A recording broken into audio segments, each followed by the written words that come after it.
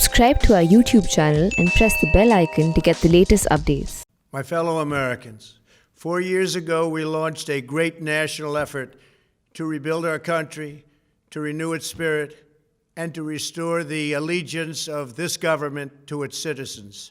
In short, we embarked on a mission to make America great again for all Americans. As I conclude my term as the 45th President of the United States, I stand before you truly proud of what we have achieved together. We did what we came here to do, and so much more.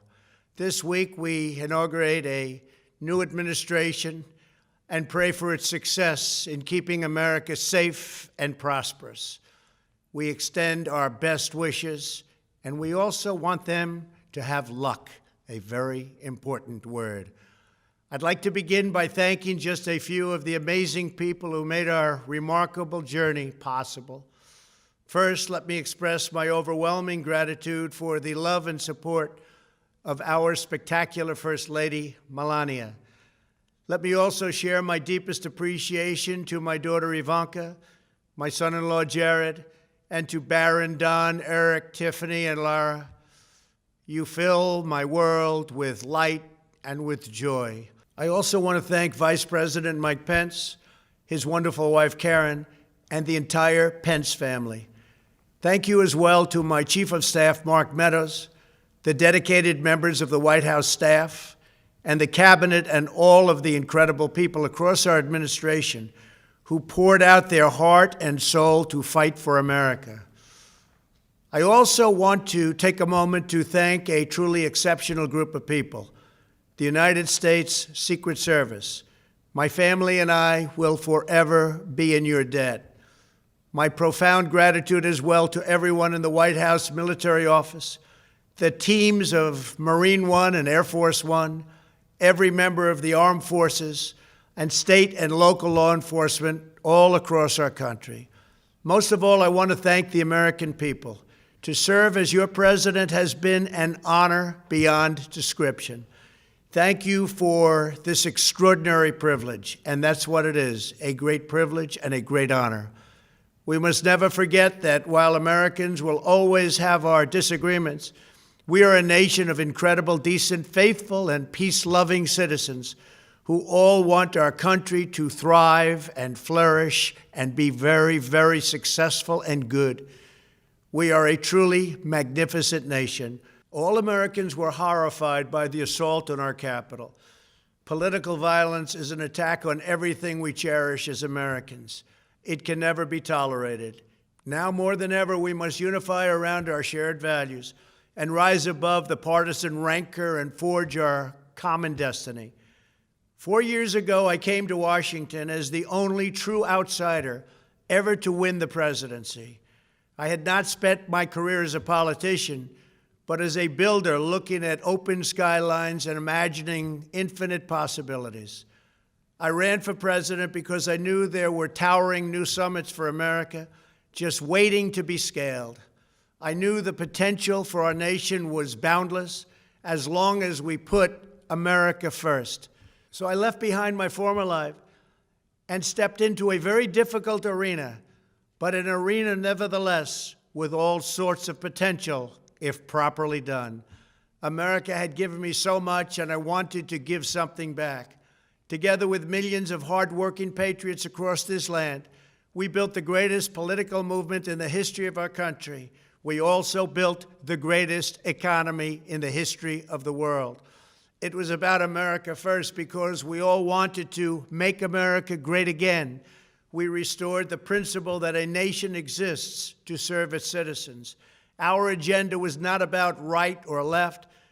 It wasn't about Republican or Democrat, but about the good of a nation, and that means the whole nation.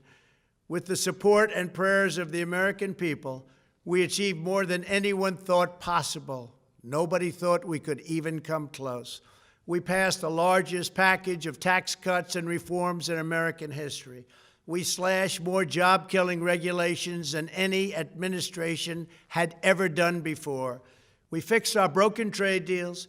withdrew from the horrible Trans-Pacific Partnership and the impossible Paris Climate Accord, renegotiated the one-sided South Korea deal, and we replaced NAFTA with the groundbreaking USMCA. That's Mexico and Canada, a deal that's worked out very, very well. Also, and very importantly, we imposed historic and monumental tariffs on China, made a great new deal with China.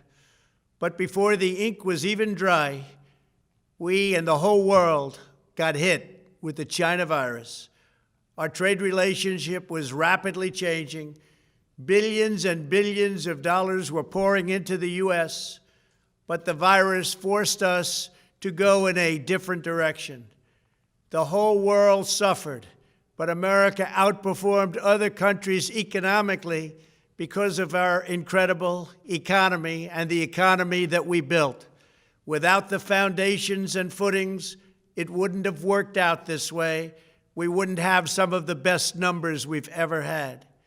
We also unlocked our energy resources and became the world's #1 producer of oil and natural gas, by far. Powered by these policies, we built the greatest economy in the history of the world. We reignited America's job creation and achieved record low unemployment for African Americans, Hispanic Americans, Asian Americans, women, almost everyone. Income soared, wages boomed, the American dream was restored, and millions were lifted from poverty in just a few short years. It was a miracle. The stock market set one record after another, with 148 stock market highs during this short period of time, and boosted the retirements and pensions of hardworking citizens all across our nation. 401ks are at a level they've never been at before. We've never seen numbers like we've seen, and that's before the pandemic and after the pandemic. We rebuilt the American manufacturing base, opened up thousands of new factories, and brought back the beautiful phrase, made in the USA. To make life better for working families, we doubled the child tax credit and signed the largest ever expansion of funding for child care and development. We joined with the private sector to secure commitments to train more than 16 million American workers for the jobs of tomorrow. When our nation was hit with the terrible pandemic, we produced not one, but 2 vaccines with record-breaking speed, and more will quickly follow. They said it couldn't be done, but we did it. They called it a medical miracle, and that's what they're calling it right now, a medical miracle. Another administration would have taken 3, 4, 5, maybe even up to 10 years to develop a vaccine. We did it in 9 months. We grieve for every life lost, and we pledge in their memory to wipe out this horrible pandemic once and for all. When the virus took its brutal toll on the world's economy, we launched the fastest economic recovery our country has ever seen.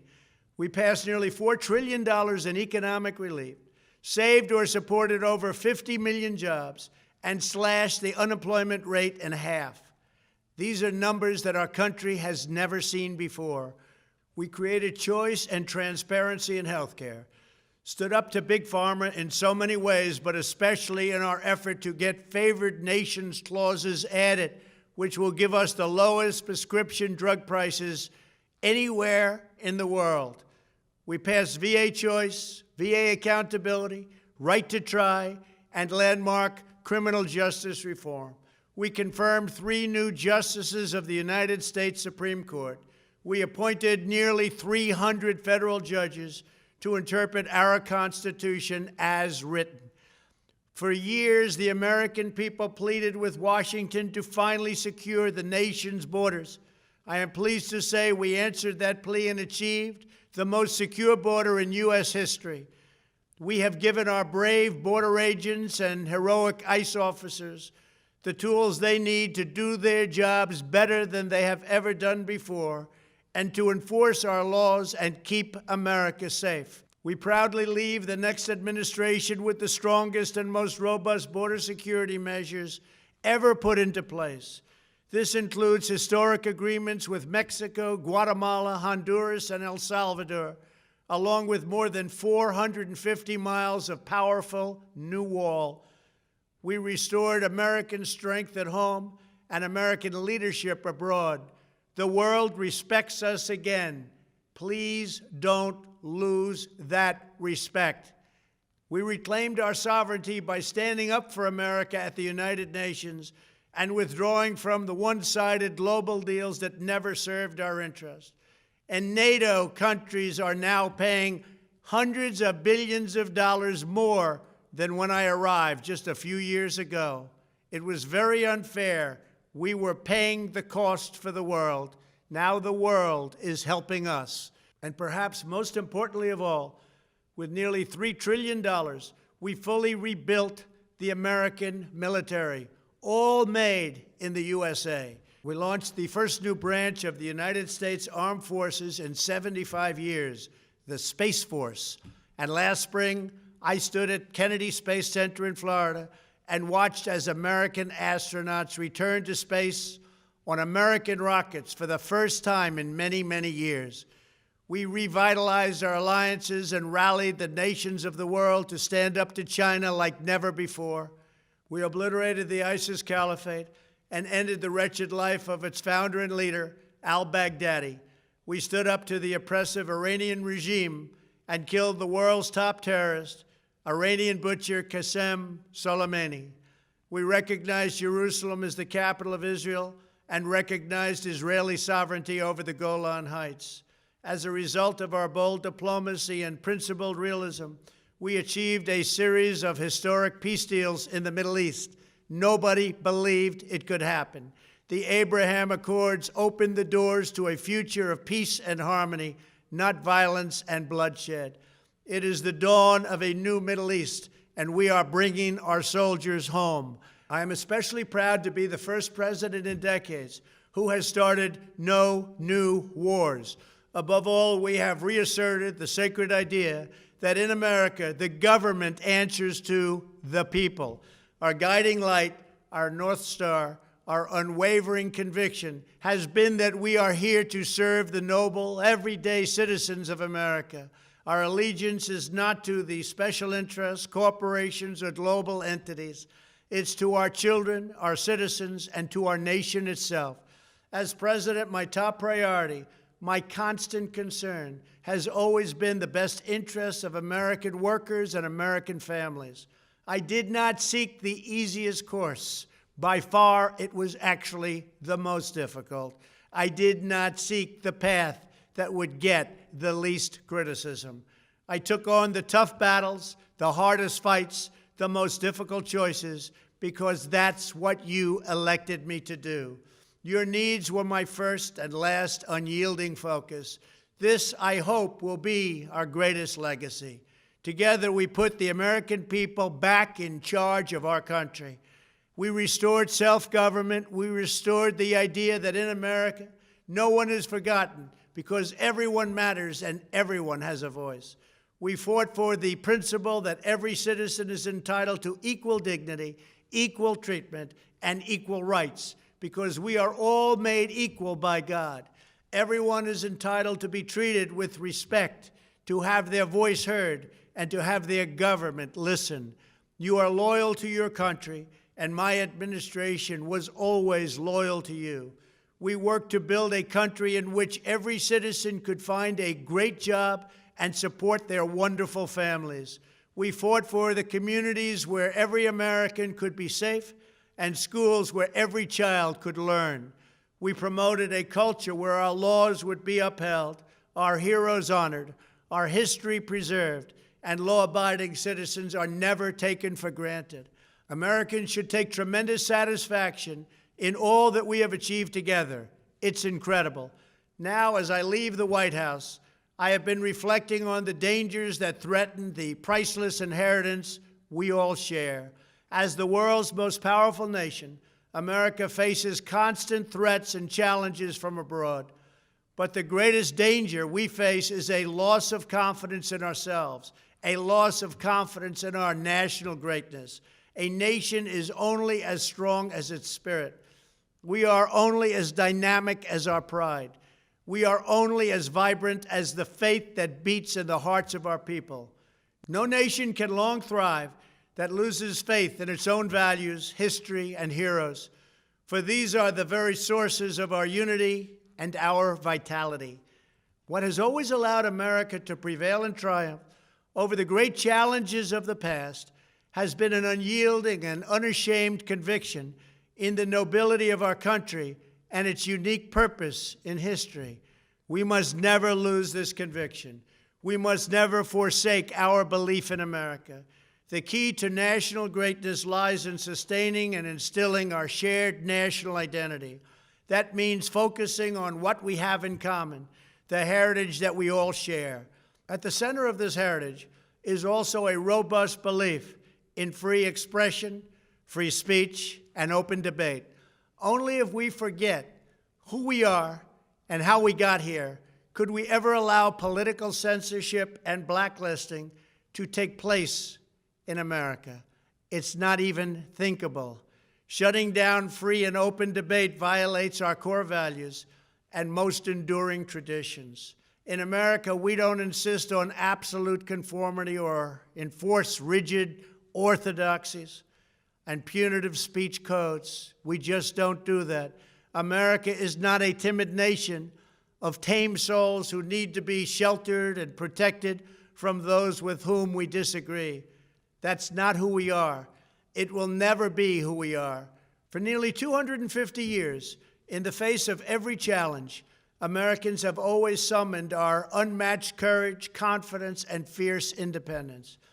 These are the miraculous traits that once led millions of everyday citizens to set out across a wild continent and carve out a new life in the Great West. It was the same profound love of our God-given freedom that willed our soldiers into battle and our astronauts into space. As I think back on the past 4 years, one image rises in my mind above all others. Whenever I traveled all along the motorcade route, there were thousands and thousands of people. They came out with their families so that they could stand as we passed and proudly wave our great American flag. It never failed to deeply move me. I knew that they did not just come out to show their support of me. They came out to show me their support and love for our country. This is a republic of proud citizens who are united by our common conviction that America is the greatest nation in all of history. We are and must always be a land of hope, of light, and of glory to all the world. This is the precious inheritance that we must safeguard at every single turn. For the past 4 years, I have worked to do just that.